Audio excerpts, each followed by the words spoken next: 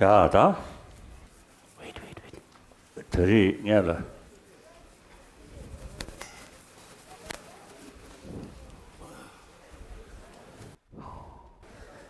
This is no.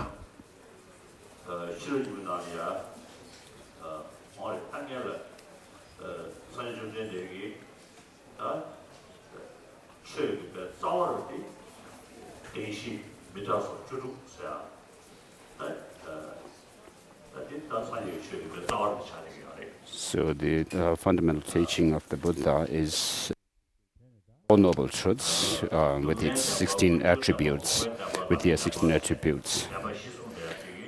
So the Four Noble Truths of the suffering, Noble Truth of true suffering, true origin, true cessation, and true path. Regarding this, what it shows is that all our suffering and happiness, pain and pleasure come from their own respective causes and conditions. So therefore, since we do not want suffering, we have to know what causes suffering. And with that understanding, try to create as little as the causes of the suffering as little as possible, and then finally to completely uproot the cause of suffering. Once all suffering are gone, then you reach ultimate lasting happiness. Therefore, to attain this lasting happiness, you have to cultivate the causes by which you uproot the causes of suffering, and that means that you cultivate the causes for the attainment of the lasting happiness.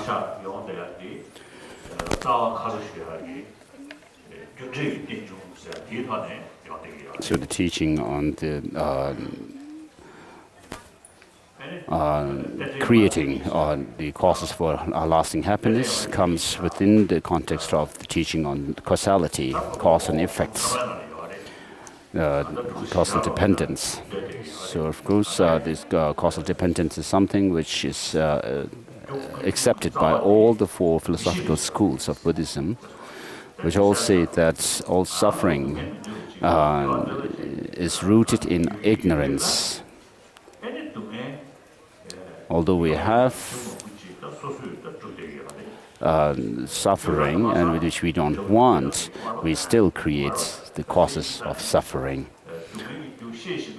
So nobody intentionally creates the causes for suffering, but then we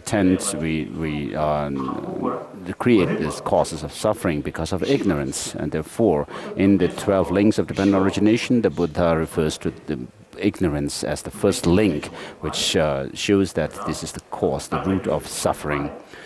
Suffering doesn't come from without causes, nor does it come from any permanent, unchanging cause, nor like Creator God, but it comes from its own cause. So you create the cause of suffering yourself.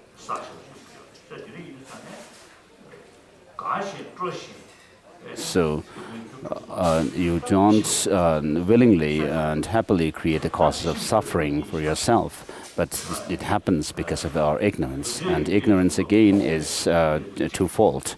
One is ignorance about the causality, dependence, causal dependence, or karmic dependence of the karmic causality.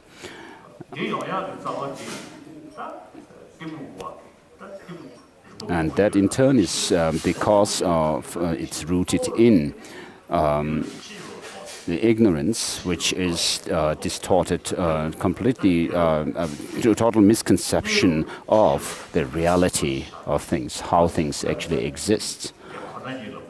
So that is called ignorance about the suchness.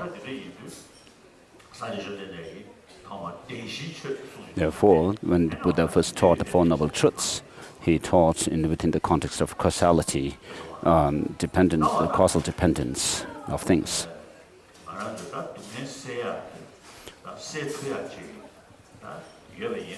So if it's possible for us to overcome suffering, how do we go about overcoming it? to be so that we are free from the causes of suffering and even its imprints. And this is what is referred by this mantra of the Heart Sutra, or so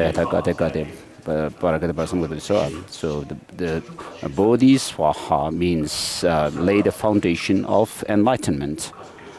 So we already yesterday talked about enlightenment. So what this mantra shows is that you have to attain this enlightenment without being preceded by parasangati, the totally perfect state. You cannot reach the enlightenment, in which in turn the parasangati, for parasangati to happen, you have to precede it by the mantra which precedes, which is the paragati. And then that in turn has to be preceded by the two gatis. So which shows the path of accumulation, preparation, path of seeing, path of meditation, and then finally the Buddhahood, path of normal learning. So in order to progress through these paths, what we have to understand what ignorance is, and then try to see whether it's possible to overcome this ignorance or not. And then you understand that it's possible to attain that enlightenment, and then you cultivate the path. And when you have this wish to go reach the genuine wish to attain enlightenment, then you have the path of accumulation. So you feel that it's that you have no choice, but you must attain that enlightenment, and that is when that genuine wish or aspiration to reach enlightenment happens in you, then you have developed the path of accumulation.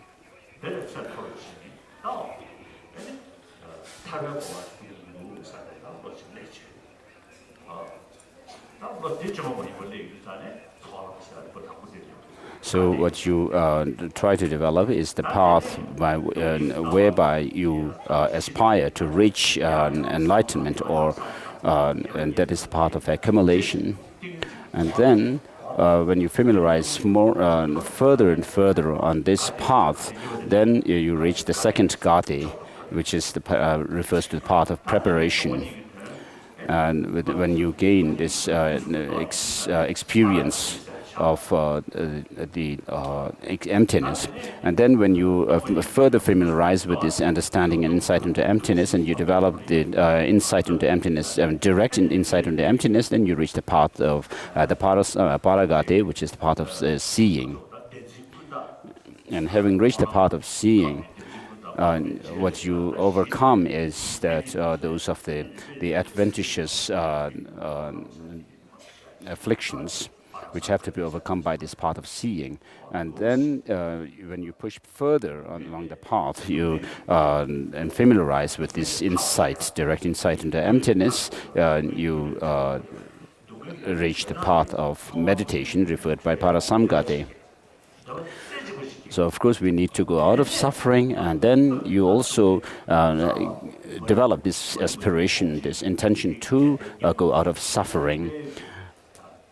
And since the suffering is rooted in ignorance, then you actually, when you progress along the path, what happens is you actually develop the path which go against the ignorance to overcome it deeper and deeper. And so this is how we progress along the path of the Shravakas and Pratyekabuddhas, and then also the path of the Mahayana. And so within the context of Mahayana path, you can talk about the Mahayana path of accumulation, preparation, seeing and meditation, and then finally the path of normal learning. So we can see like something like a map of the path leading up to that highest enlightenment. When you think about these, the progression along the path. So it's like going through the school system. You start from kindergarten, and then you go through the junior school, and then high school, and then higher secondary, and the college and universities, and then become professors, and after getting degrees and so forth. So it's going along the path to enlightenment is like this, going through this school system. So this is a blessing of for tea. The Buddha with inconceivable good qualities, the Dharma with inconceivable good qualities, the Sangha with inconceivable good qualities. By having devotion towards these inconceivable qualities, we become completely ripened. I make offering to this inconceivable, totally pure field.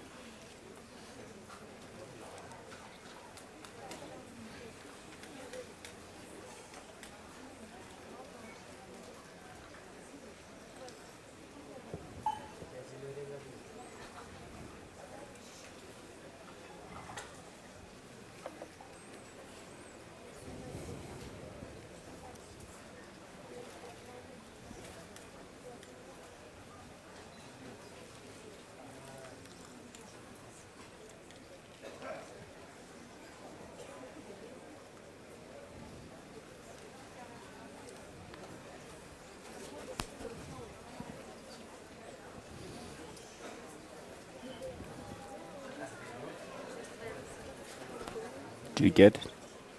Thank you. Yeah.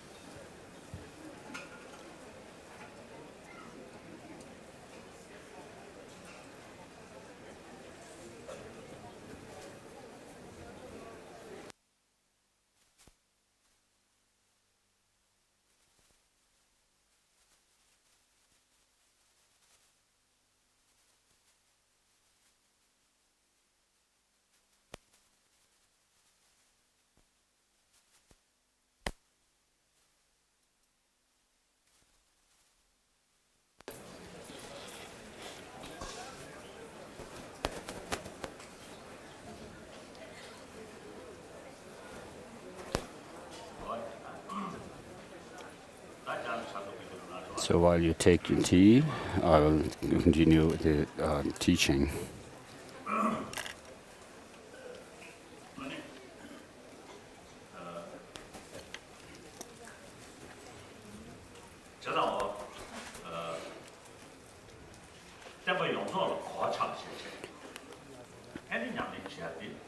So when you go about with the practice of the Dharma, it's very important to have the complete understanding of the Dharma. Of course, we talk about going to receiving education, but it's not just talking about it, enough to talk about it, but you have to start from the very beginning and then progress along the school system. And you have to know that. You want to be a professor or you want to get a PhD degree, but just thinking and wishing to have become a professor or a PhD candidate is not enough. So you have to go along the path which leads to those goals, and you need to have the education and the knowledge to fulfill those goals. And then with regard to practice of the Dharma, reciting mantra and doing prayers or making statues, how do you actually say that you are doing Dharma practice by just doing this?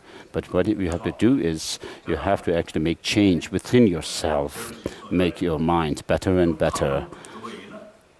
Rinpoche says, Lama Tsongkhapa says that if you get the causes which are rather not in order, but just a partial causes, you cannot actually reach the goal. So Kamala Shila says in his middle volume of the meditation, he says you have to have unmistaken causes, and you should not confuse the order, and then you have to have the complete causes. If you want to make a food, you need all these different ingredients like vegetables and water and salt and so forth. But you cannot put everything together at once and cook your meal. You have to cook it in a certain sequence. Of course, I'm not a cook. I don't know how to cook. So you have to cook the vegetables in a certain sequence. You cannot put everything together at once. So similarly, when you make transformation in the mind, you have to know where your level is, and then accordingly apply the teachings according to your level. So how do we attain Buddhahood without actually making any analysis or investigation into the path that leads to that? Then, of course, we cannot reach that goal. I mean, this is not happening to people also, that people are not able to attain enlightenment. So I usually talk about having a map of the path, map of the mind, and know that there is possibility to change your mind, to transform your mind. How do we go about that? Doing that is by actually finding the opposing forces, which to know the opposing forces, like in chemistry, when you have radicals and things, ingredients or the substances which actually oppose each other, then you can actually do chemical reactions. And for example, in the case of the climate, the hotness and the coldness cannot be together simultaneously with the same strength. So when the coldness increases, the hotness decreases, and when the hotness decreases, the coldness increases. So in this way, they oppose each other. So you have to know the opposing forces, which actually go counter to each other. So similarly, to make change within your mind, the different emotions, thoughts and emotions that we have, we should know that there are opposing forces to them. So for example, in the case of love and compassion or affection, it actually, when you have that, you feel close to others. Others feel close to you. Whereas hatred or anger actually is with that you feel averse to others. You actually repels the other person. So when you have love, with love and compassion, and then anger are the opposite forces. When anger increases, your love decreases, and vice versa.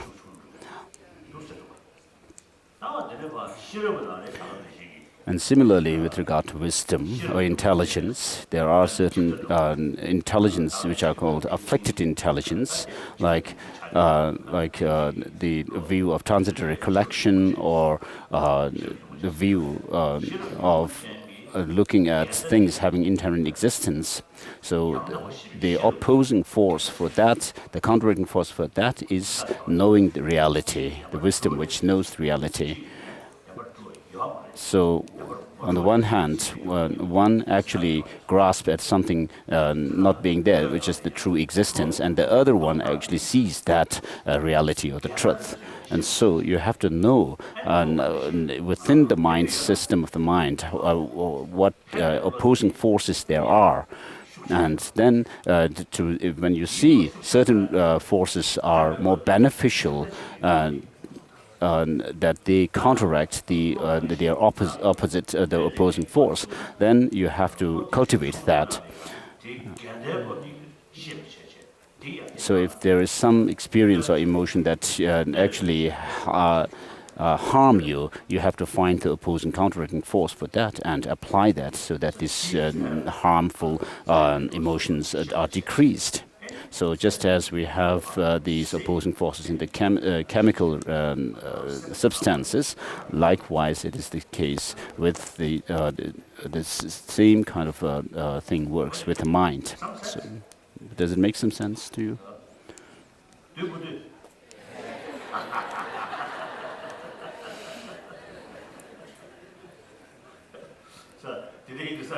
Am I right or not?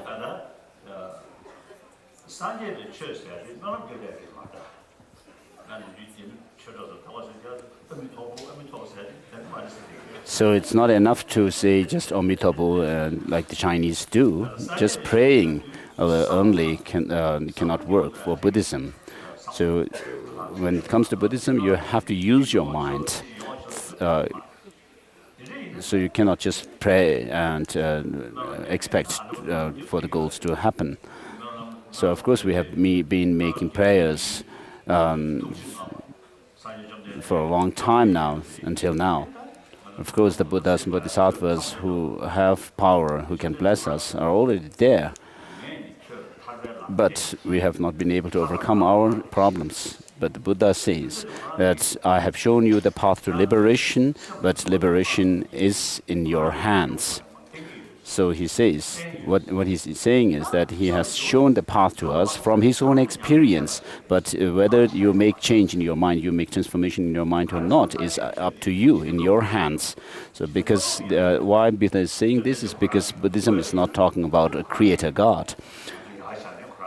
So otherwise, the Buddha, everything would be in the Buddha's hands.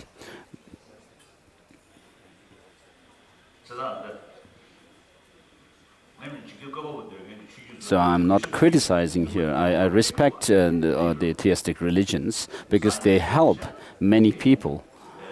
But from the Buddhist point of view, I mean, there is logical fallacy in their thesis. So that doesn't make difference to me. So as long as the religions, the other theistic religions, help others and their message is to practice love and compassion, they help. And so I am okay with that. So some Christian brothers and friends tell me that I am a good Christian. So I don't argue with them when they say this. Of course, we have philosophical differences. But I don't try to argue against their philosophical positions. So I have respect for the theistic religions. Yeah, I'm making a distinction here between respect and faith. They are two different things. So you keep faith in your own religion, and then you can still respect other religions. So what I'm saying is, the theistic religions practitioners, the really genuine practitioner, one time asked me, one of the person following a theistic religion asked me, and actually he said to me, everything in our world is created by God. Why did God create so many bad people, criminals? Then I couldn't say much, but half-jokingly, I told him that God has created hell and heaven, and therefore, since He has created it, there must be people. If there were nobody to go down there, then it serves no purpose. So that's why.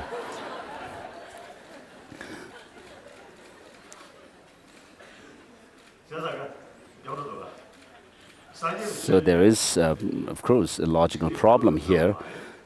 In Buddhism, we don't say that things are created by God. So it's not in the hands of the Buddha what happens to us. So we say the Buddha is the teacher of the path, our object of refuge, in the sense that he is the teacher. So the students should be helped by the teacher, but the teacher, what happens to the students ultimately is not in the hands of the teacher as such.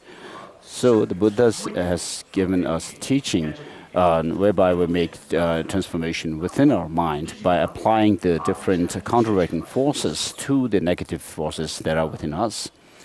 And so this is how we go about with the practice of Buddhism.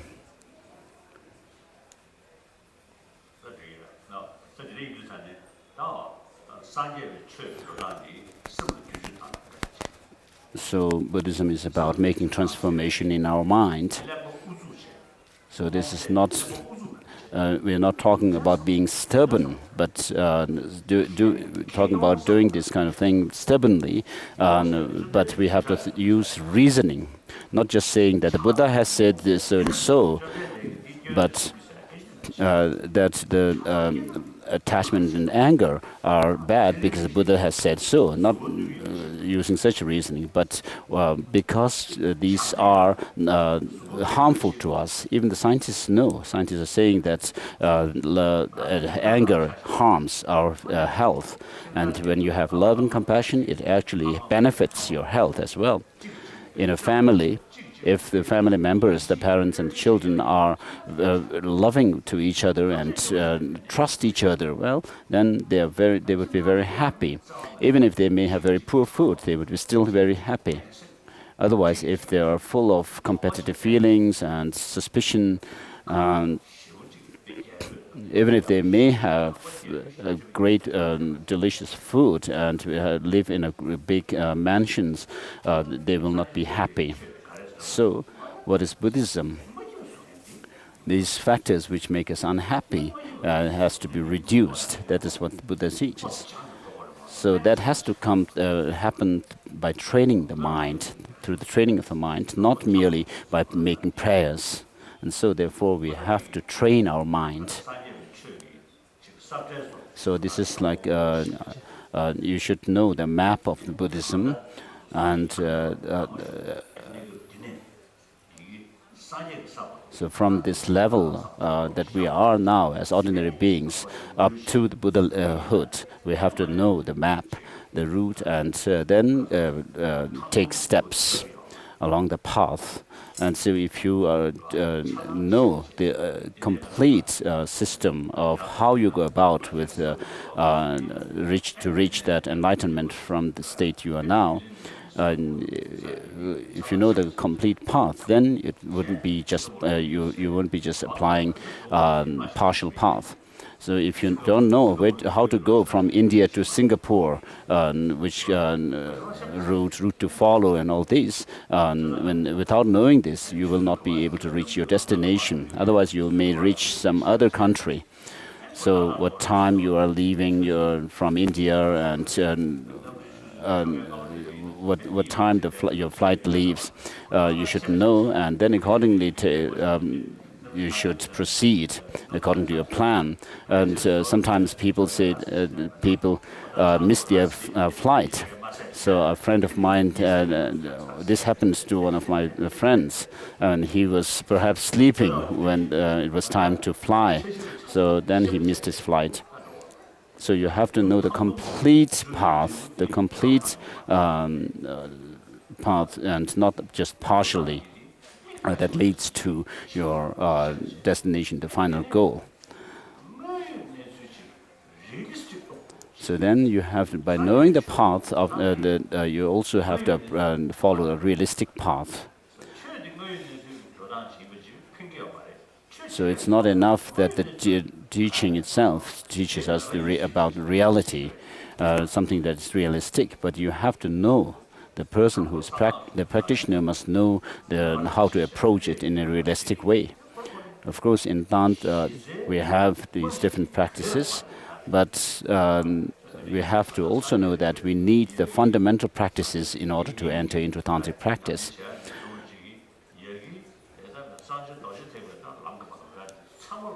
So you have to know the complete path, which from beginning with the Sutrayana, the fundamental path, up to the highest yoga tantric path, completely. Now we go with text, verse number 59 on page 43.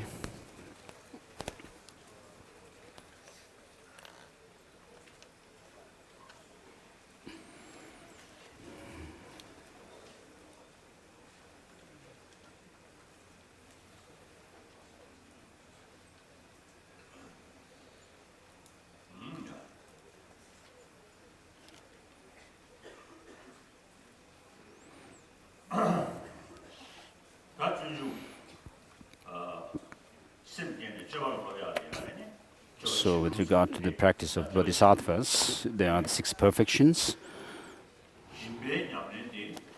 With regard to the perfection of generosity or giving, this is found in different parts of the text. So there's no particular chapter on giving. And then with regard to the practice, the perfection of morality, the text doesn't directly touch on morality, but it shows the means to keep morality with these 2 chapters, the 4th and 5th chapters. And then the 6th chapter shows from the 6th chapter onwards, it shows the perfection of patience and so forth.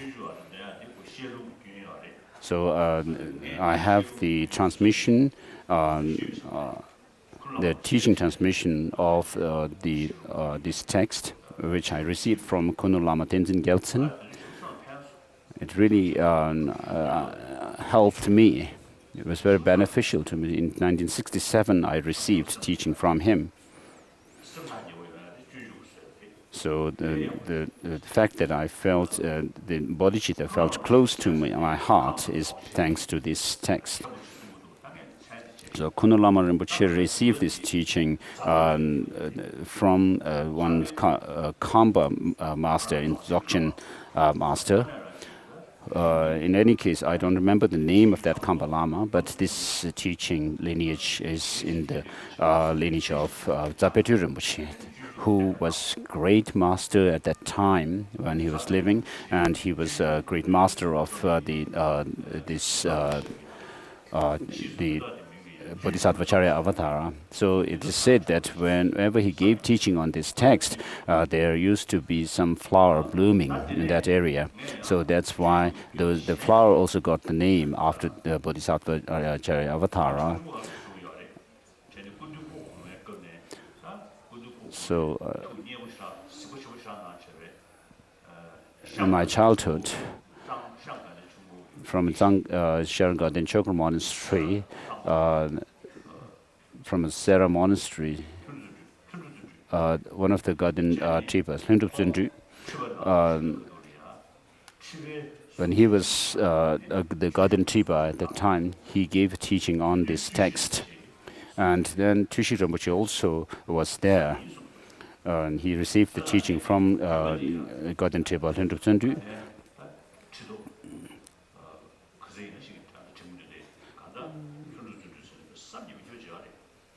So Garden Tripa Hindupsundu was a great master. I knew him during my childhood. I really loved him. And I also teased him. I used to tease him as well. So he was somebody who was really favored by the 13th Dalai Lama. He was a great learned master.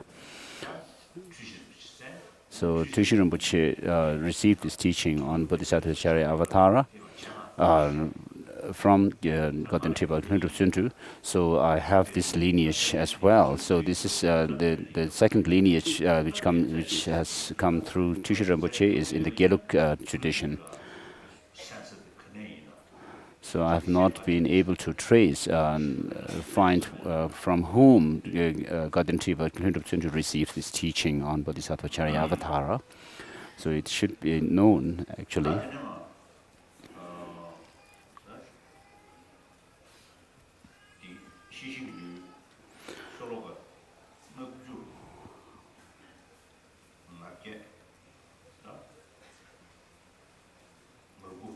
So we are at verse number 59 of Guarding Alertness chapter. If, O mind, you are not made unhappy when this body is dragged and tossed about by vultures, greedy for flesh, then why are you so concerned about it now? As I said yesterday, what makes us feel attachment and anger is mainly concerned with our physical experiences. So the physical appearances, including the sensual objects, form, sound, odor, texture, and music, sound. So in relation to these, we we grow attachment when we like them, and when we feel averse to them, we develop anger.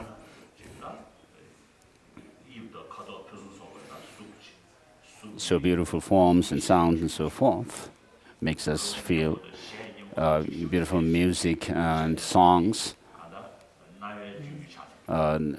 become the objects of our ear. And then the sports, the Olympic games and sports, people really are fond of them.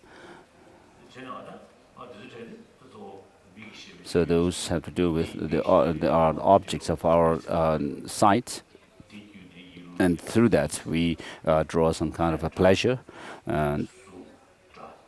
So from form, sound, smell, and taste, and then the texture, we draw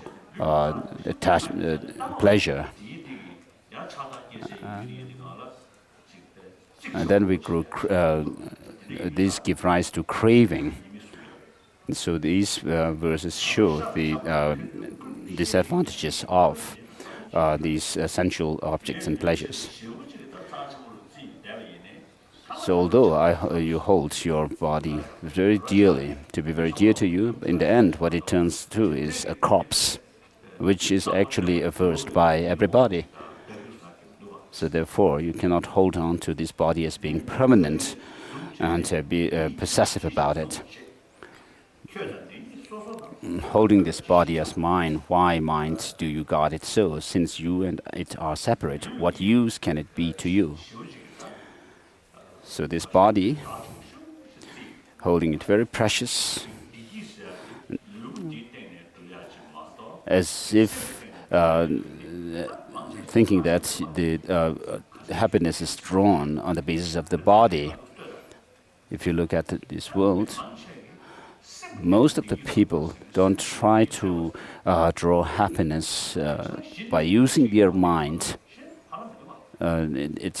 People are beginning to actually become aware of it now, but people usually are more or less dragged or attracted towards the material development for pleasure and happiness. So holding this body as mine and the mind itself, they are separate. Why, confused mind, do you not hold on to a clean wooden form? Just what is the point of guarding this putrid, dirt-filled machine? You cannot be so much attached to a body. So although you hold it so dear, so these show you cannot be attached to it. First of all, mentally separate the layers of skin from the flesh, and then with the scalpel of discrimination, separate the flesh from the skeletal frame, and having split open even the bones, look right down into the marrow. While examining this, ask yourself, where is its essence? So there are the 37 practices of leading to enlightenment, which is common to the Pali tradition.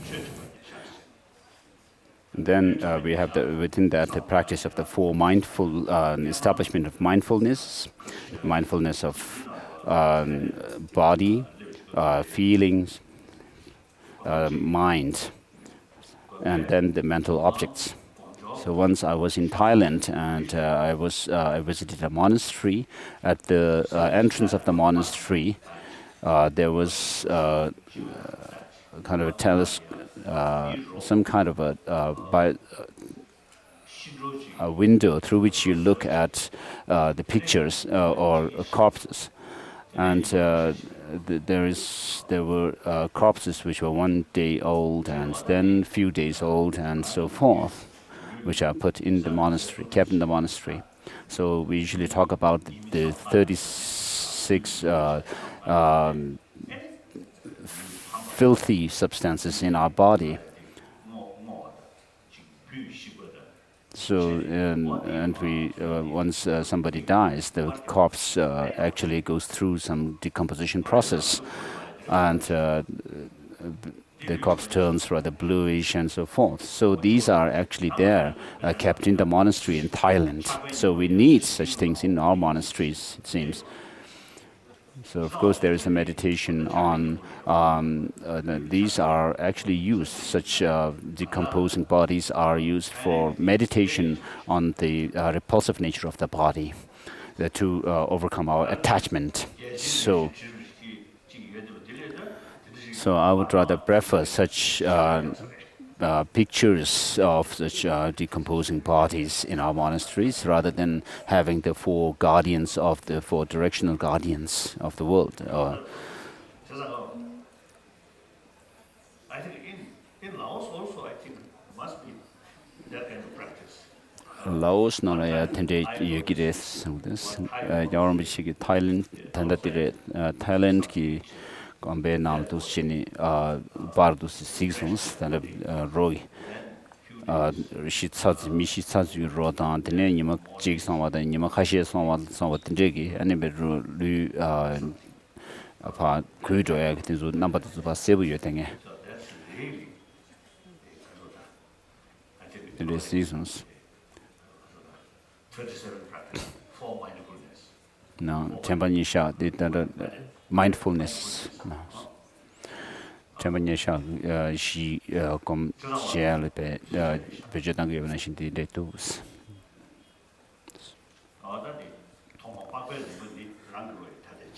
Verse number 62. So when you look at picture books, you can see the skin,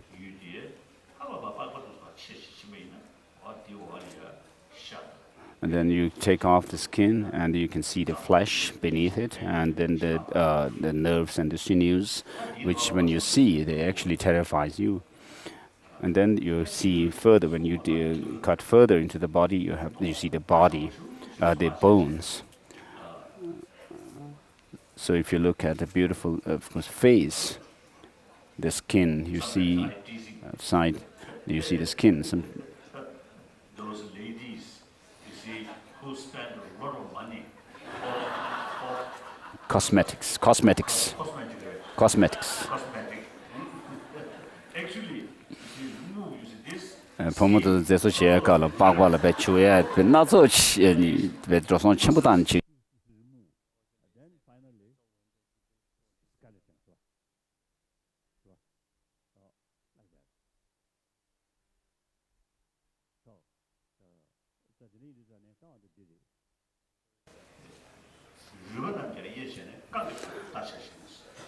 So having split open, even the bones look right down into the marrow.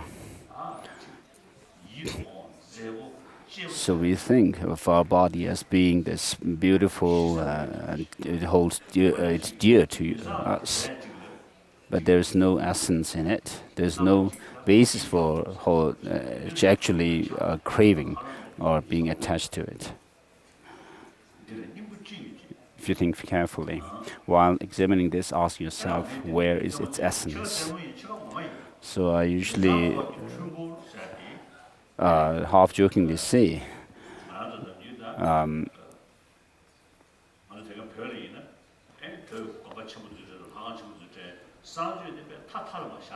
so in Tibet, the toilets are actually very far away from their houses. So it's actually very important to have good toilet. But people consider it to be a dirty place. We consider our feces and urine to be dirty substances. Where does it come from? From our body. Where do they come from? What is the cause of these feces and the urine? So our food and drinks. So the food we take, very pleasant one, tasty, delicious food and drinks, very attractive ones that we take. They go down to our through our system, and then they go to our stomach, and then pass through the intestine, and then come out of our body as feces and urine. So this body is the machine which actually produces these filth substances. So people from Singapore and Hong Kong, as soon the minute you arrive at Dharamsala, perhaps you feel stomach upset. So this machine that you have, when it goes a little bit wrong, then the feces and the urine also are not normal. It's something different. If the machine is working perfectly, then the products are also normal. So actually, this body is the factory to produce that thing.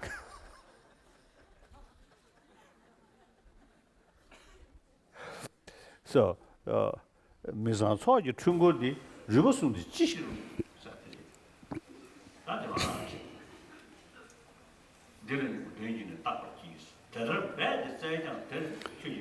What use is the body to you if it's dirty inside and are unfit for you to eat?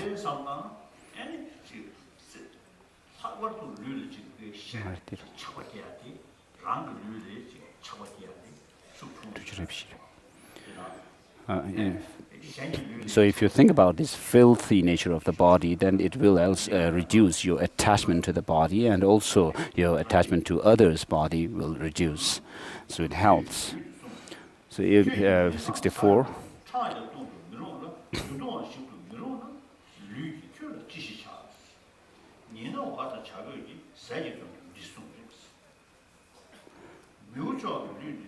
'65.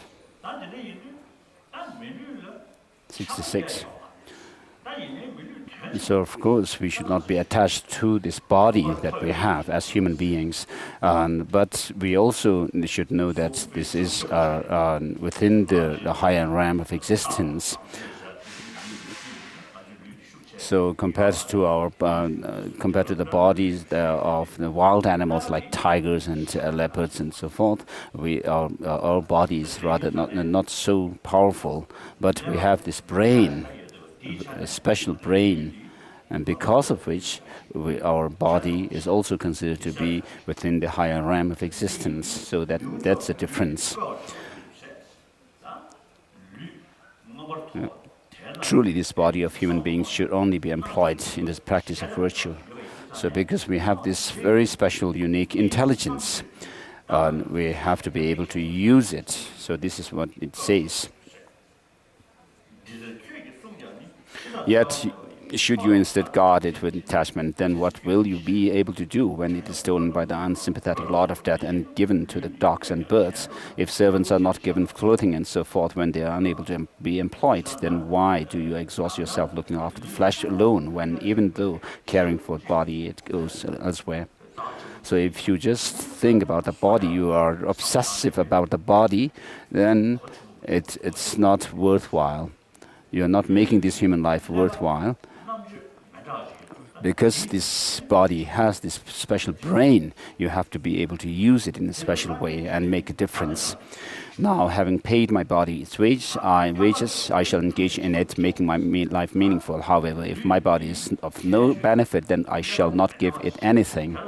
So because we have this very special brain, and because of which we have the ability to think in a different way. Then we should be able to use it fully, make the maximum use of it. Without doing that, just being attached or to obsess with the physical forms and sounds and smell and so forth, and then try to draw pleasure and be contented, you should not do this. So this is very good advice. I should conceive of my body as a boat, as a mere support for coming and going, and in order to benefit all others, transform it into a wish-fulfilling body. So, as in the context of a bodhisattva practice, you first, on the one hand, you try to use this brain, this intelligence, and try to develop bodhicitta and understanding of emptiness, and then also to, as best as possible, to try to serve others, and not that the body becomes some instrument to harm others. And also to develop the courage to develop this bodhicitta and dedicate your body for the benefit of others. Just as we pray, giving our body, speech and mind, dedicating our body, speech and mind, our resources and all the virtues to others. Right from the beginning of the day, in the beginning of the day, you should think that this body should be in the service of others, sentient beings.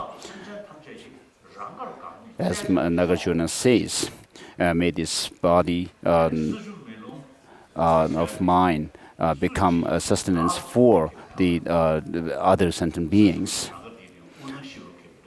So the elements like water, fire, wind, and earth themselves, of course, cannot serve others. But when you have this motivation to dedicate all these for the benefit of others, then you don't actually have this possessiveness of this. So again, and Shantideva also says, may this body of mine, may the elements that are within me become a sustenance for others. So when you're able to do such things, dedicating yourself for the benefit of others, you will find that you actually are making this human life worthwhile. So then, because of that motivation, it would be like you are actually serving to give a cool shade to sentient beings who are tormented or who feel tired along the path of samsara. So, if you could think that from now on you have the only thing you have to do is to help others, and my body, speech, and mind and virtues are should be in the service of others.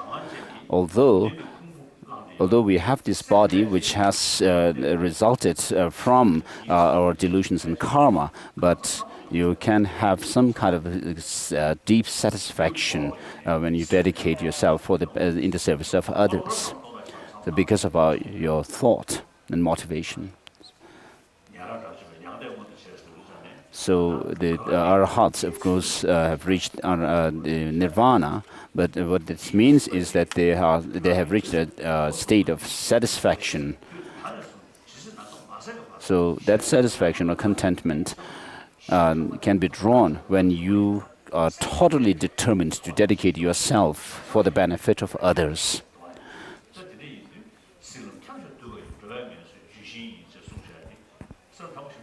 So this prayer of Shantideva, where it says, I'm like the bodhicitta, when it talks about the benefit of bodhicitta being like a tree giving cool shade to the samsaric beings. So if you can really give thought to this, if you closely think about the benefits of bodhicitta, the bodhisattva practices, there you will really find that they are really practical and realistic. I'm not saying that I'm a bodhisattva, of course.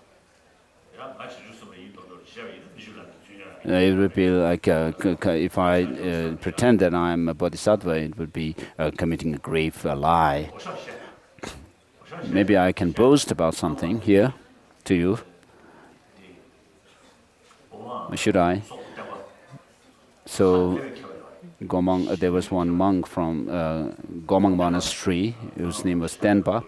When he was doing his exam, Geshe examination, during the Murnam festival, the Garden Triba, which I mentioned, earlier, only he was the person who could actually challenge this Geshe in his examination. There was nobody else who could challenge.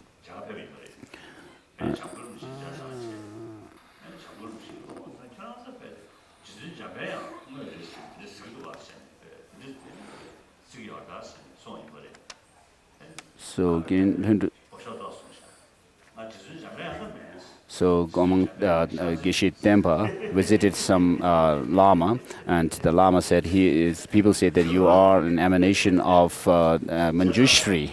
But he's also said, no, he was not a bodhisattva, the Manjushri. So I can say that I'm not a bodhisattva, but I am close to becoming a bodhisattva, I can say. Close to the throne of bodhisattvas. So, as Rinpoche says, although you think about your intention to benefit others only, and you are able to fulfill your own goal as well with the help of bodhicitta. So, the Patyeka Buddha practitioners are said to accumulate merit for over 100 eons and to reach arhatship. But that will not even give the full satisfaction like the bodhicitta does. So although you are in samsara, your body may be a samsaric body, but if you can make change in your mind and with those kind of motivations of bodhisattvas, then you make a difference there.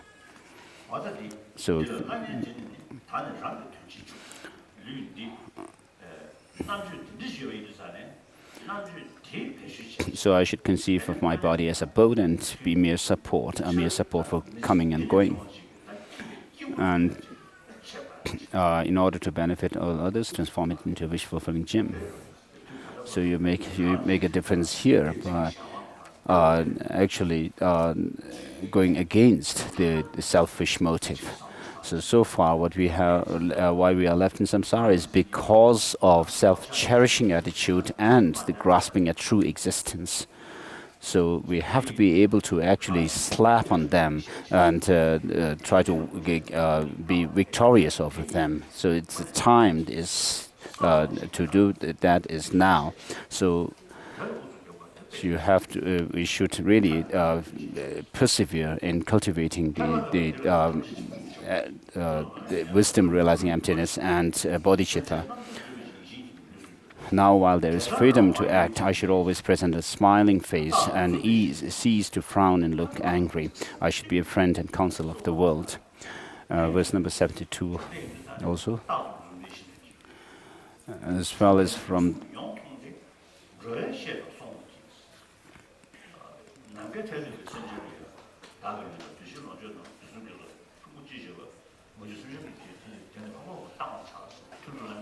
So in the sixth session Guru Yoga, we actually dedicate our body, speech and mind for the welfare of others. So,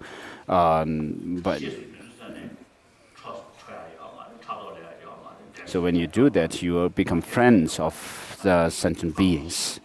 And because of that, you won't be jealous or you won't have competitive feeling and so forth towards them. And you would also be like a subject of the sentient beings. I should desist from inconsiderately and noisily moving around chairs and so forth, as well as from violently opening doors. I should always delight in humility. So this shows that we have to be humble and you should not be too showy and flamboyant.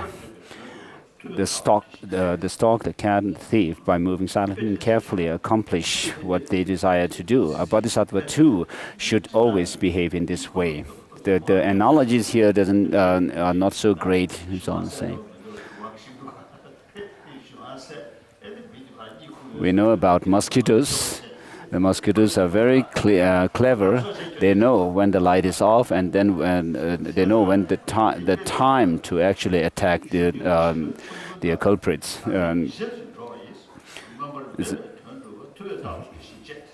With respect, I should gratefully accept unsought afterwards that are of benefit and that wisely advise and admonish me. So you should not be flamboyant, but be very humble and simple. I should say well said to all those who speak Dharma well, and if I see someone doing good, I should praise them and be well pleased. So you should do to the best of your ability to help others with your speech, by giving some teachings, or even with your physical expression, smiling at them or laughing with them and paying respect.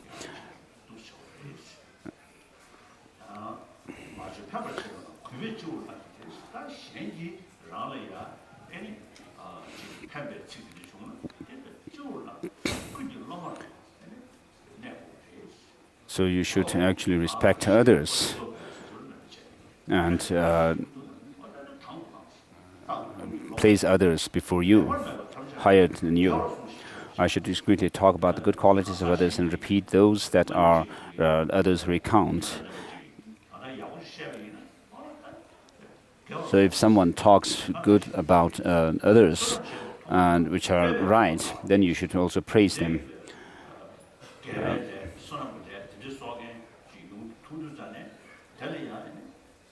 So when you see others creating good karma, merit, then you have to praise them.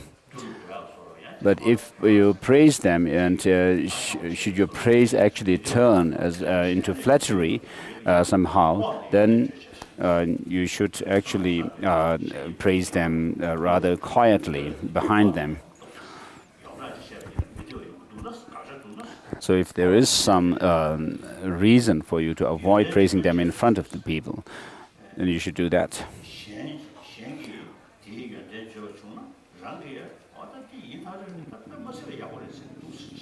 So when you see others praising other people, you should also join them and agree with them. I should just know and be aware of that I have them. So when others praise you for your good qualities,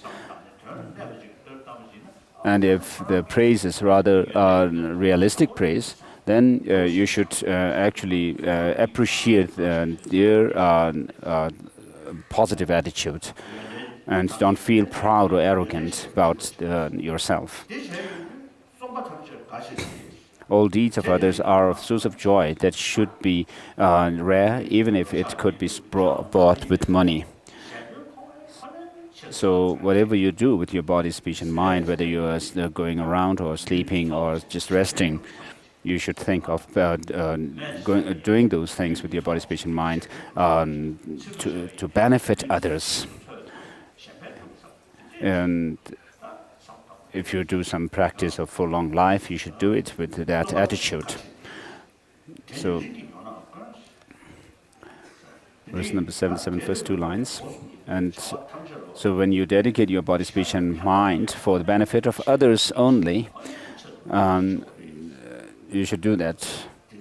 And through that you draw contentment, that which cannot be bought in the market.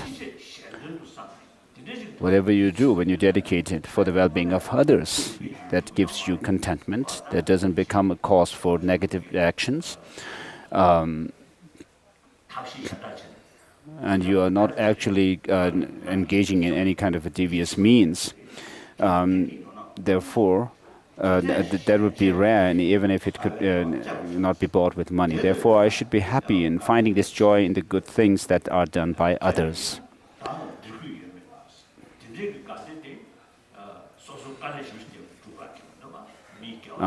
Through doing this, I shall suffer no losses in this life. When you think about helping others,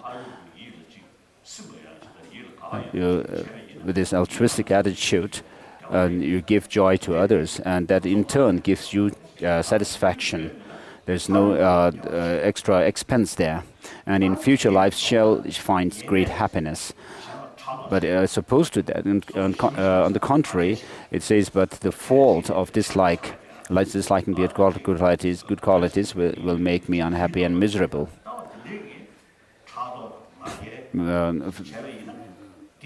With jealousy and arrogance, you become full of expectations and hopes and fears, and then the whole world will turn into your enemy. And so if you live your life like that, then you are creating bad, negative karma. And in the next life, you will have only suffering. And in the future, in future lives, I shall find great suffering. When talking, I should speak from my heart on what is relevant. When you talk to others, it should be something very pleasant to others, and then relevant words should be used, and also very clearly. You express yourself clearly. So there are people who just rather talk senselessly, and then people feel rather annoyed after a while, and then you have to look at your watch while the person is talking to you. You have to indicate that it's time for the person to leave you. So we know there are such silly people. So making the meaning clear and the speech pleasing. I should not speak out of desire or hatred, but in gentle tones and in moderation. So when beholding someone with my eyes, thinking I shall fully awaken through depending upon this being, I should look at that person with love and an open heart. So even if you see a bee, an insect, to save, you can actually generate this mind, focusing on enlightenment, wishing to become enlightened for the benefit of all sentient beings. So this is also possible. So when you behold someone, you say this. So there's no need to talk about looking at human beings and doing this kind of making this kind of wish and aspiration. But Shantideva also says to reach Buddhahood, the sentient beings also are kind to us. So of course, half the cause is the Buddhas, and then the half of that is the sentient beings. So we can actually progress along the path and the grounds of Bodhisattvas thanks to sentient beings. The developing the realizations and overcoming the negativities also thanks to sentient beings.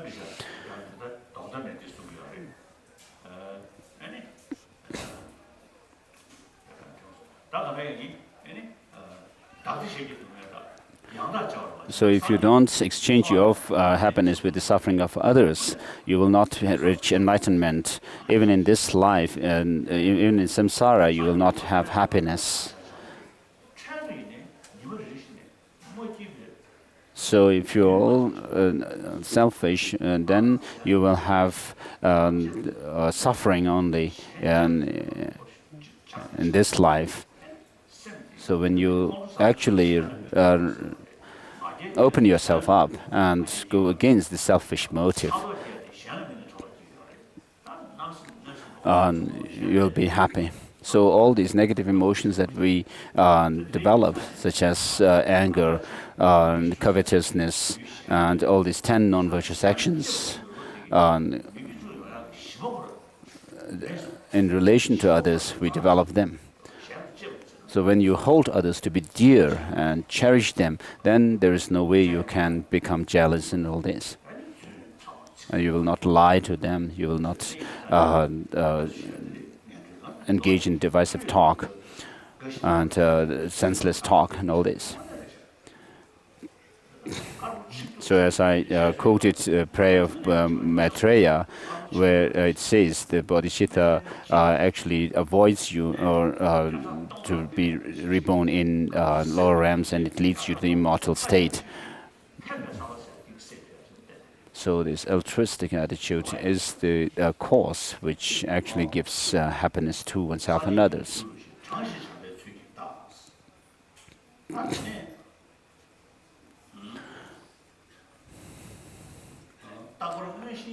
Verse number 81, always being motivated by great aspiration or being motivated by the remedial forces. So bodhisattva, as I explained earlier, is the ultimate, the altruistic state of mind. Then if you try to develop it within yourself, feel determined to do that,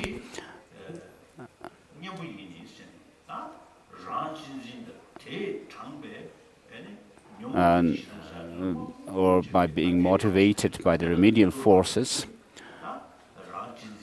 which means that using it as a remedial force to go against or to fight the self-cherishing attitude and develop this cherishing others, then you will accumulate huge merit. And if I work in the fields of excellence, benefit and misery, great virtues will come about.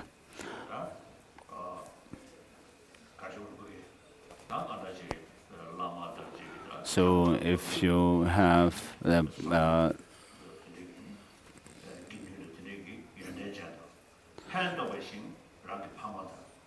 so the fields of excellence here refer to lamas, abbots, and Buddhas and so forth. And then helping benefit here refers to helping others, such as people who are poor, even down to the insects who are helpless. Even if some people may not ask you to help, if you do it voluntarily, then that's a practical help. So if you can do to the best of your abilities to help those who are helpless without protection, then that will give, and also those who are suffering, who are sick and so forth, and that will give rise to great virtue. Endowed with wisdom and joy, I should undertake all that I intend to do. I need not depend upon anyone else in any actions that I undertake. So mainly this talk, we are talking about the generation of bodhicitta through equalizing and exchanging oneself. So knowing the, how to go about with that practice well and becoming learned in them.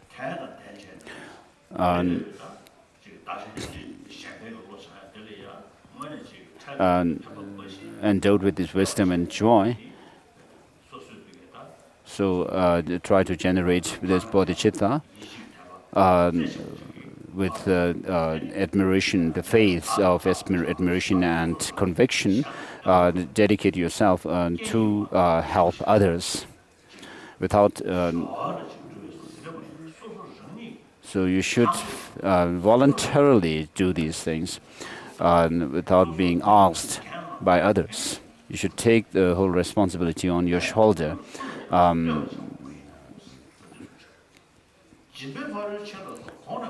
The perfections such as generosity are progressively more exalted. So as I explained earlier in relation to the Gade Gade mantra of the Heart Sutra, you should progress along the path and deepen your experience and then progress along the path higher and higher.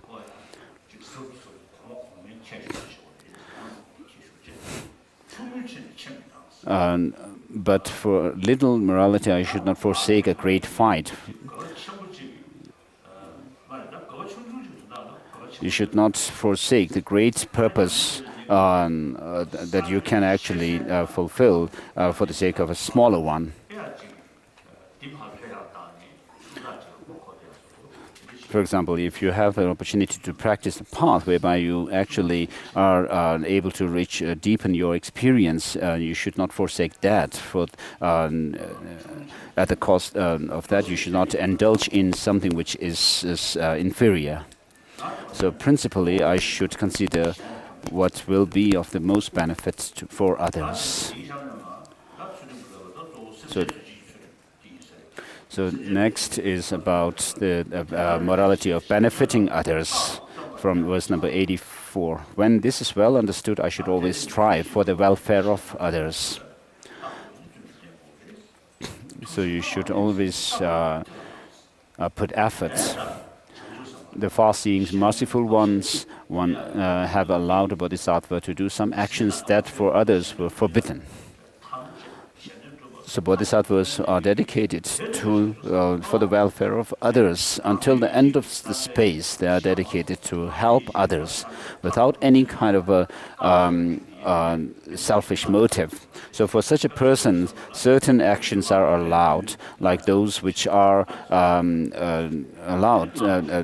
allowed for the Shravakas and particular Buddhas who have the selfish motive.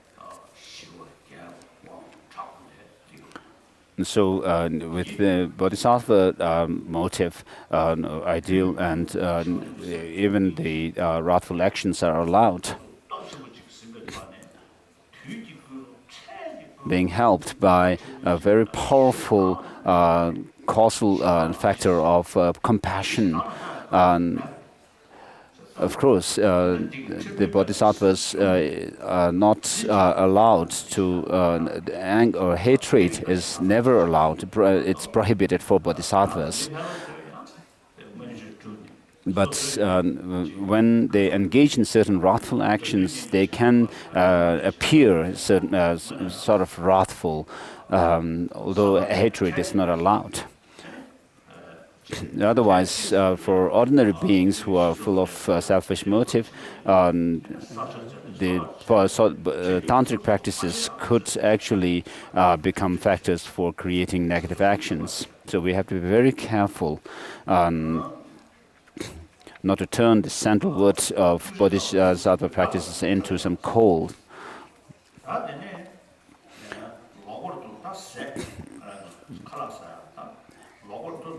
Verse number 85, I should divide my food amongst those who have fallen to lower realms. So this fallen ones refers to the body, the monks, and also lower realms, and then also those without protection and practitioners. So you should divide them to your beggars and other beings, and eat merely what is sufficient for myself, and except for the 3 ropes. And similarly, except for the 3 ropes, I may give away all. So the monks and nuns should keep the yellow robes, and then the lower garment, the lower robe. So except for these 3, they should not keep extra robes.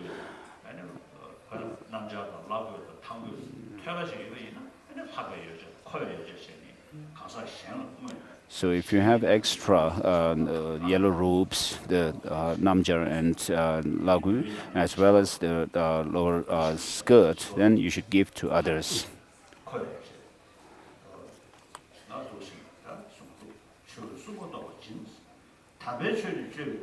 This body which is being used for the sacred dharma should not be harmed for only slight benefit. Now, with this human intelligence that we have, when we think about actually cultivating bodhicitta and understanding of emptiness,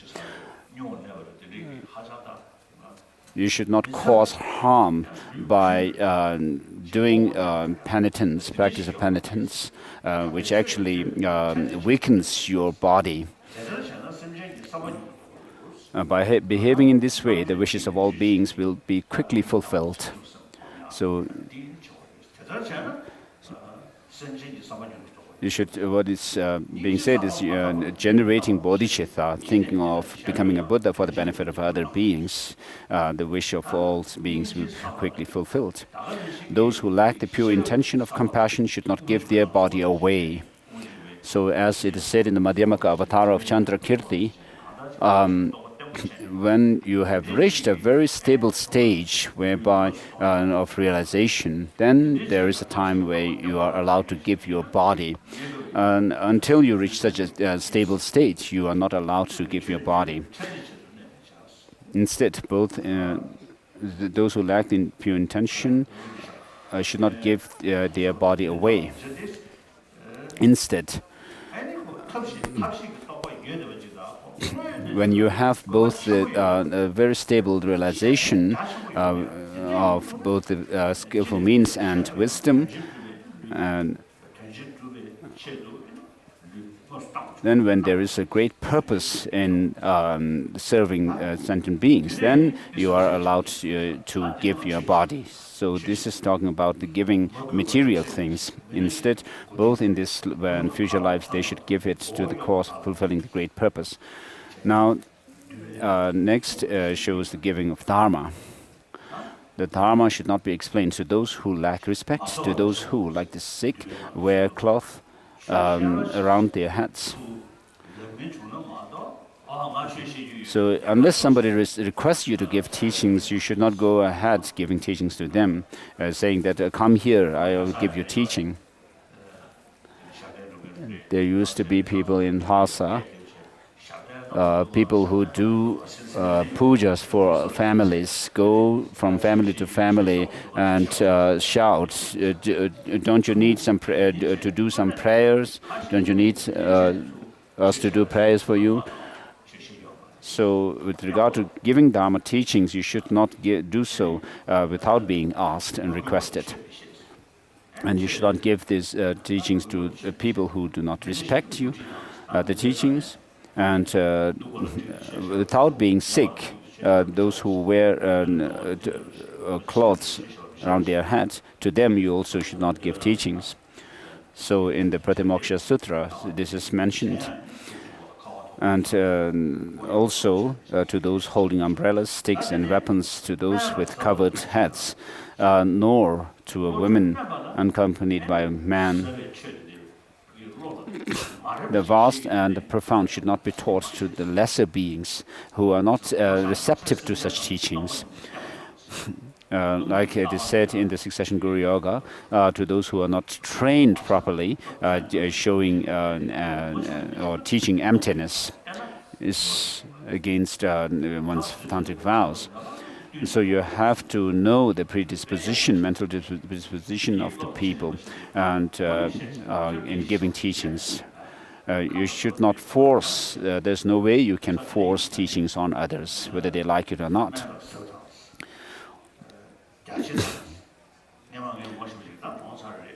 I had a friend who has now died. He is no more now. He was an Indian bhikshu. He was a professor, teacher of a school, and he became a bhikshu, took ordination from me. He lived a good monk, a bhikshu. So one day we were chatting, and I talked about emptiness. And as soon as I talked about it, his whole body shook. So throughout his life, he was used to this permanent unitary self. And because of that, he was not, the teaching on emptiness that I was giving didn't actually fit him. And that's why his whole body shook. But slowly, I was able to tell him that emptiness doesn't mean nothingness. but it's like dependent. It's about dependent origination. So emptiness and dependent origination are the two sides of the coin. So it's not talking about nihilism, but that there is nothing which exists independently. And so then eventually he understood and he was happy. So many of you may have heard, I had a Christian friend, a practitioner. So he took lessons from Buddhism, teachings on love, compassion, and tolerance. And then we talked, and one day he was asking me about emptiness. And I said, it's not your business. So this is the Buddhist business, not yours, I told him.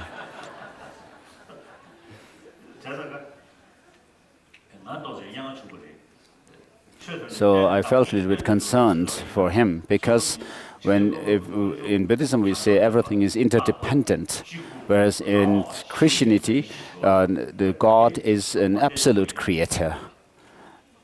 So that might rather cause some complication in him, I said. So I told him, shut up.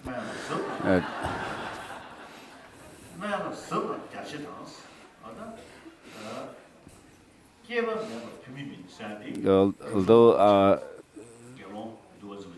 so a monk should not give teaching to women like bhikshunis or nuns without them being accompanied by men.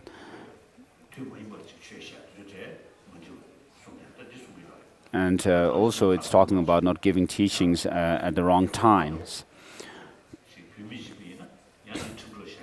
So similarly, a nun, a bhikshuni, for example, should not give teachings to men without to others, without there being other nuns accompanying them. And then we should not say we are Mahayanas and we are followers of Mahayana and look down upon the basic vehicle practitioners. As I said yesterday, from the beginning with the teaching on the Four Noble Truths and the 37 factors leading to enlightenment, without these basic fundamental teachings, you cannot talk about Mahayana. There's no Mahayanas. So in Tibetan system, we talk about the combining all three practices of Vinaya, Bodhisattvayana, and Vajrayana together. We have to do a holistic practice and should not discriminate that certain teachings are Hinayana teachings and these certain are Mahayana teachings and so forth. We should not have such a partiality.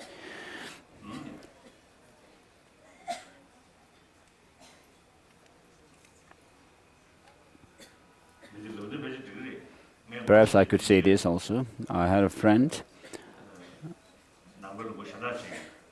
from another Buddhist country, a Dharma center. He was a head of a Dharma center.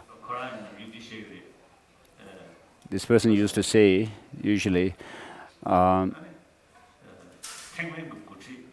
heads of the Theravada, the Hinayana traditions, like the Thailand, whom I know, the person told me this person is the head of a Hinayana, showing me the picture of that person of Thailand, and he was the person himself or herself was leader of Mahayana, and then he told me that I am, referring to me, he said I am the leader of Vajrayana. So he's actually discriminating, being very partial to these three systems. So we should not be biased saying such things. I want to say something to you. A great scientist from Argentina. We had a conference or meeting of scholars, And there was this Argentine, Chilean physicist. quantum physicist. He was a quantum physicist. So at the meeting, he said he was a physicist, quantum physicist. But then he said he should not have attachment to his field of science. So this was what he said. So this is very important lesson. Regarding myself, I'm a Buddhist. So as a Buddhist, I should not develop attachment to Buddhism. If I do develop attachment to Buddhism, I would be biased in my mind. So Aryadeva says in the 400 verses, partiality actually causes suffering, and you will never be at peace, in peace. So if you have great attachment, then you will be biased. Once you are biased, then you will not see the truth of the others. You have only this thinking that only your position and your side is the right one. So non-sectarianism is very important. We need to be not biased but unbiased and objective. And then, based on that, we should be non-sectarian.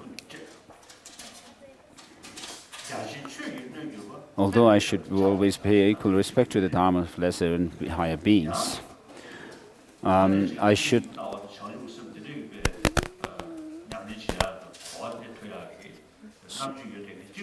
So those who are receptive to the teaching on emptiness and Bodhisattva, you should not show them the lesser path with a selfish motive.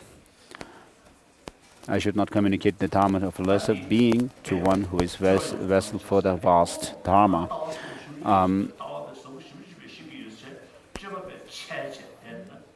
So if you think that you are a great practitioner and have a great understanding of emptiness, and then behave in whatever way you like, I mean that's not good. You should not do that. You should not. It says, "I must not forsake the Bodhisattva way of life, nor mislead others by means of sutras and mantras."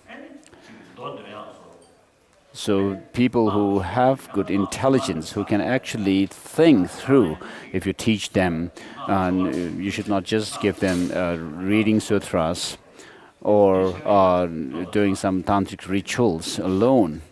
So if you do that, you actually mislead them, because you are not giving them the opportunity to actually use their intelligence so that they develop deeper understanding, which they can do.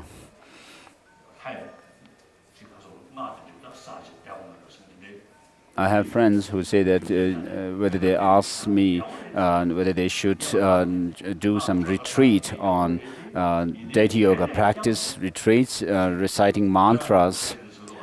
Of course, I say that's good, but then some people say that they are going to recite 100 syllable mantras of Vajrasattva 100,000 times in the retreat. And I tell them it's good to do that, but without actually using your mind, not thinking. But if you do that, it's not so beneficial. Rather than doing that, if you could spend some time, like half an hour, on meditation on bodhicitta and understanding of emptiness, it's much more powerful. Because they can actually use their minds to think through. Of course, if you are unable to think through, then you could just suffice with reciting mantras. So, but then if you can think through, then reciting or cultivating bodhicitta would be excellent. As Kadamba masters used to say, this helps, alone helps to accumulate merit and overcome negativities. And then if you can combine the generation of bodhicitta with the understanding of emptiness, this will help to accumulate merit and overcome negativities and also protect you from harm, and also it will help for longevity. So we have in the Lama Chöpa, the Guru Puja, this prayer calling on the Guru to be, you are the Guru, you are the deity, you are the protector, and all this. And I will not seek other refuge other than you from now on. So this can be possible if you have bodhicitta within yourself. So you pray to the Guru in such a way, but that Guru is able to become your Guru, deity, and all the protectors and so forth because of his or her bodhicitta and the understanding of emptiness. So these two principles are amazing, and we should put effort in developing them. Master Atisha says it's worthwhile to spend eons and eons to develop the moon-like bodhicitta and the sun-like bodhicitta.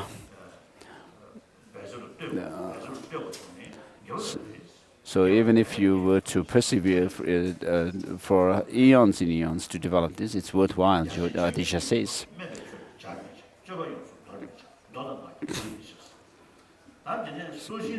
Verse number 91, when I spit or throw away the stick of cleaning my teeth, I should cover it up with earth. Also, it is shameful to urinate and so forth in water and on land used by others.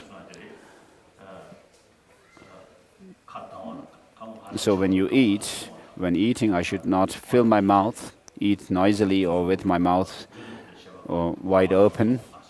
So you should not actually, when eating something, you should make noise.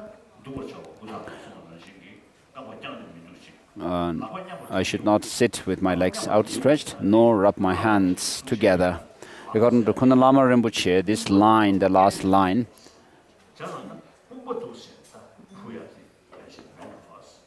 so here the Sanskrit term for hand and the arms are same. That's why Kundalama Lama Rinpoche has told me that perhaps it's saying, touching your upper arm and like massaging.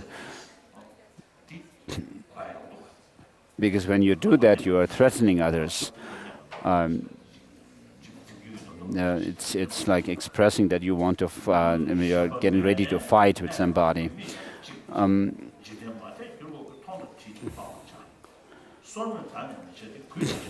Verse number 93.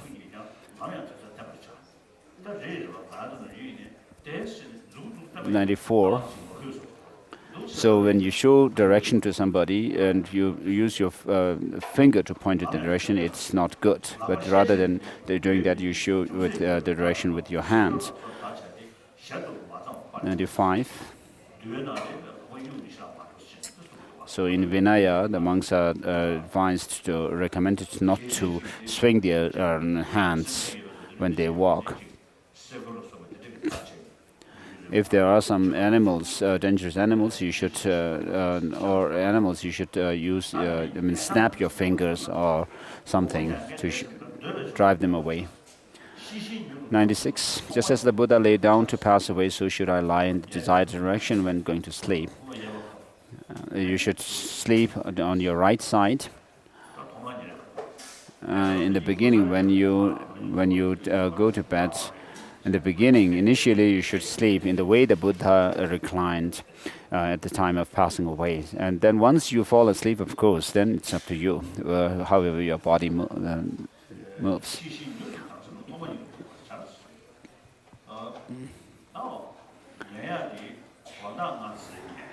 When you sleep earlier in the night, and then get up early in the morning. And then the big shoes, of course, cannot take a meal after lunch. And of course, in Tibet, there's no such big restriction on not taking meals after lunch. 저거는 산들이야 나와서 애들이다 사는 거다 다녀서 So when I gave up eating meals after food, in the beginning, so if you were to take meal in the dinner, for example, it also you have to be hasty about things, and then watching movies and so forth, and staying late up night and getting up late in the morning. It's not so good.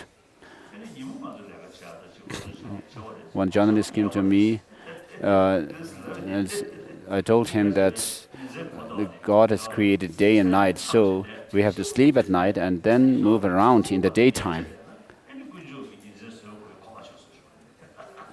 So I told, otherwise it doesn't serve the purpose of creating day and night.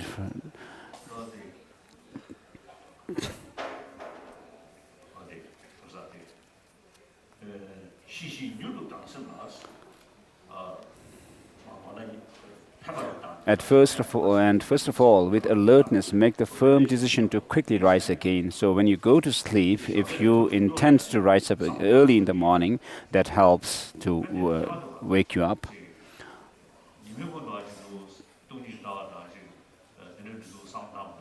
So in the daytime, when you meditate on emptiness, and then as soon as you get up in the morning, you think of the kindness of the Buddha, and then also think of the profound path and the extensive path. It really helps, especially if you do this in the morning. Your mind is very clear. Although I'm unable to practice all the limitless varieties of bodhisattva conducts, I should certainly practice as much as has been mentioned here of this conduct that trains the mind. So, of course, there are many different practices of bodhisattvas, but the main thing is not to be tainted by selfish motive, extreme self-centeredness. 3 times by day and 3 times by night, I should recite the Sutra of the 3 heaps. For by relying upon the Buddhas and the awakening mind by remaining downfalls will be purified. So the Sutra of 3 heaps refers to the Confession Sutra, confession of the downfalls. Whatever I'm doing in any situation, whether for myself or for the benefit of others, I should strive to put into practice whatever has been taught for that situation. There is no such thing as something that is not learned by Bodhisattva. Thus, if I'm skilled in living in this way, nothing will be non-meritorious. So the Bodhisattva's main intention is to help others, to benefit others. So because of that, there are many different ways in which the Bodhisattvas can engage in the Bodhisattva practices. So there is nothing such that is not learned by the Bodhisattvas. Thus, if I'm skilled in living in this way, nothing will be non-meritorious. So whatever you do, if you dedicate that for the benefit of others, right from the beginning of your day, when you wake up down to the end of your day, when you go to sleep, even when you do defecate or urinate, and those can be dedicated to benefit others.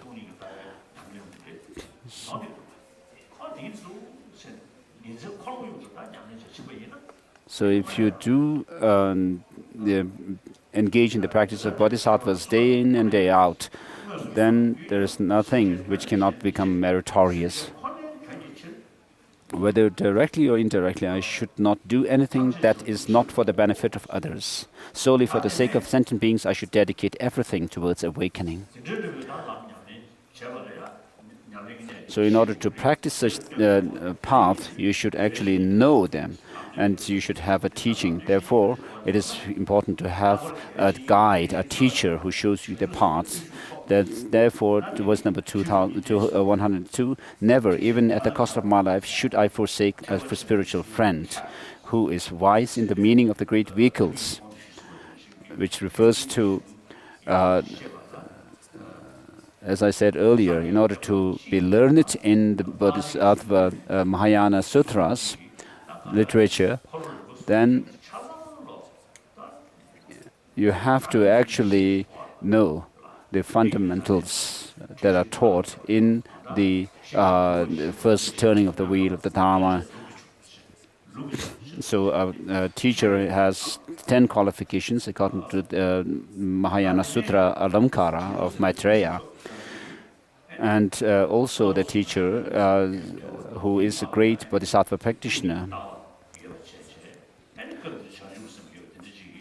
So someone who has bodhicitta, having trained themselves in the 3 trainings. In other words, the teacher should be learned as well as experienced in the path, and the experiences of the path. It's not about having a good demeanor, wearing good things, and talking nicely. So such a guru you should not forsake even at the cost of your life. 103, I should practice entrusting myself to my spiritual master in the manner taught in the biography of Sri Sambhava. This and other advice spoken by the Buddha I can understand through reading the sutras. So we have over 300 volumes of 320 volumes of the Kanjur and Tenjur. So we should use them as our textbooks for studying the teaching of the Buddha. In Tibetan, we have this custom of using the Kanjur and Tenjur for reading purpose, occasionally reading them, and then the rest of the time it's put up in the altar. So this is wrong, actually. I should read sutras because it is from them that the practices appear. To begin with, I should look at the Sutra of Akashagarbha. In addition, I should definitely read the compendium of all practices again and again. And amongst the explanatory treatises written by Indian masters, Shantideva is referring to this text written by himself. Kono Lama Rinpoche has told me that there is a text written by Shantideva, which is a compendium of all sutras. And it says also I should sometimes look at the condensed compendium of all sutras, and I should make an effort to study the works of the same 2 titles composed by the exalted Nagarjuna.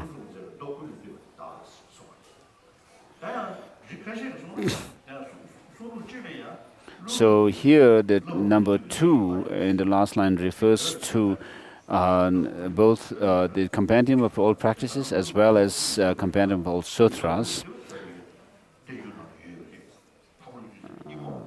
And also it is said that there is a translation of a compendium of all sutras written by Nagarjuna, so the 2 could also refer to both the compendium of wisdoms, compendiums written by Nagarjuna and Shantideva.